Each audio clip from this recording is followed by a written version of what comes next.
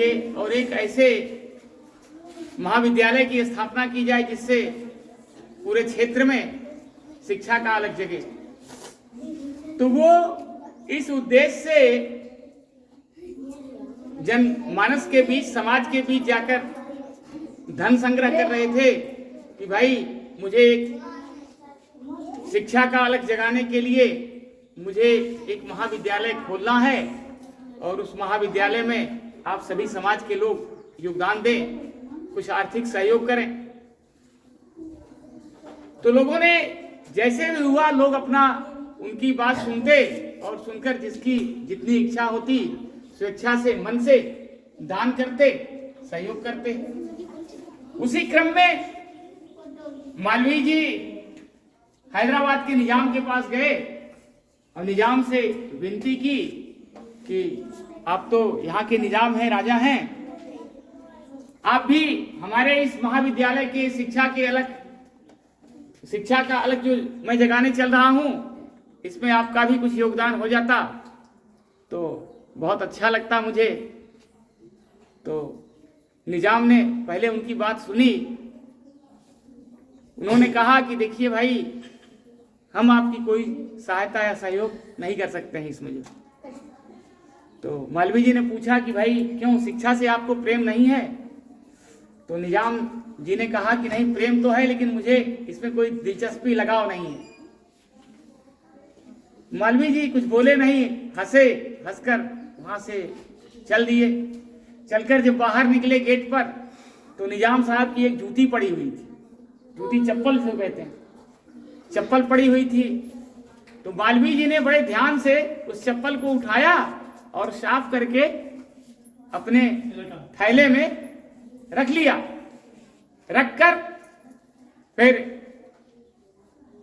हैदराबाद के बाजार में जाकर कहा कि भाई देखो, मैंने ये हैदराबाद के निजाम की जूती लाई है, मैं इसको नीलाम कर रहा हूं और जो सबसे अधिक इसकी बोली लगाएगा हम उसी को ये जूती दे देंगे। अब बोली लगने लगी। राजा के कुछ सिपाही, निजाम के कुछ सिपाही जाकर राजा के पास सूचना दिए कि भाई अभी जो पंडित जी आए थे आपसे मांगने के लिए, आपने तो कुछ दिया नहीं उनको, आपकी जूती उनको मिली और आपकी जूती वो क्या कर रहे हैं, हैदराबाद के बाजार में उसको क्या कर रहे हैं, नीलाम कर रहे हैं। तो राजा के सेवक दौड़े दौड़े आए, निजाम के सेवक, और मालवीय जी से अर्जू विनती की कि निजाम साहब ने आपको दरबार में बुलाया। मालवीय जी हंसे, हंसकर अच्छा ठीक है, जब बुलाया है चलिए चलते हैं। जाकर गए, निजाम साहब उनके पैरों में गिर पड़े, कहे पंडित जी हमसे बहुत बड़ा अपराध हुआ है, बहुत बड़ी गलती हुई है, आपको जो कुछ चाहिए, जितना चाहिए तुरंत अपने जो उनका कोषागार का मालिक था उनसे कहा कि 200 स्वर्ण मुद्राएं मालवीय जी को तुरंत दिया जाए। और उनके जो राजा के कोषागार के जो मालिक थे, अध्यक्ष थे, उन्होंने लाकर 200 स्वर्ण मुद्राएं उन्हें दान दिया।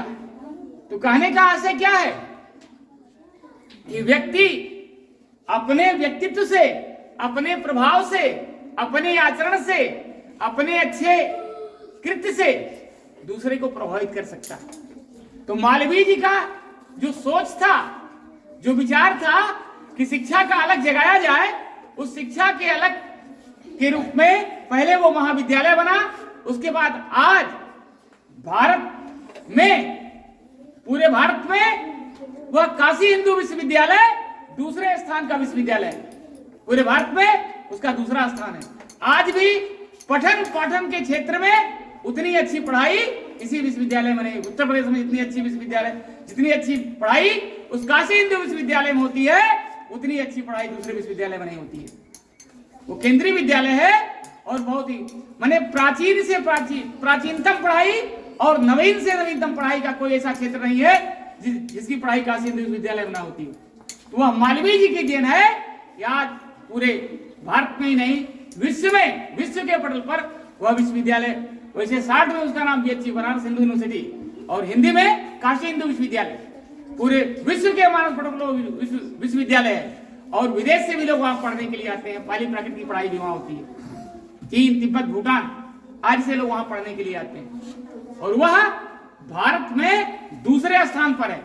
वह विश्वविद्यालय भारत के दूसरे स्थान पर है, और वह विश्वविद्यालय पठन पाठन के क्षेत्र में आज भी बहुत आगे, और शिक्षा का जो क्षेत्र वह है काशी, वह वास्तव में काशी हिंदू विश्वविद्यालय में उसे बहुत अच्छे ढंग से देखा जाता है। मैं वहीं से पढ़ के आया। सर के पिताजी वहां पे प्रोफेसर थे। तो व्यक्ति अपने व्यक्तित्व से हर चीज प्राप्त कर सकता है, हर चीज ले सकता है।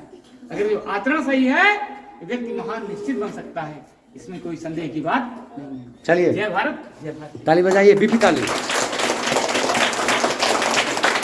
ऐसे ही बजाएंगे। चलिए, हो गया।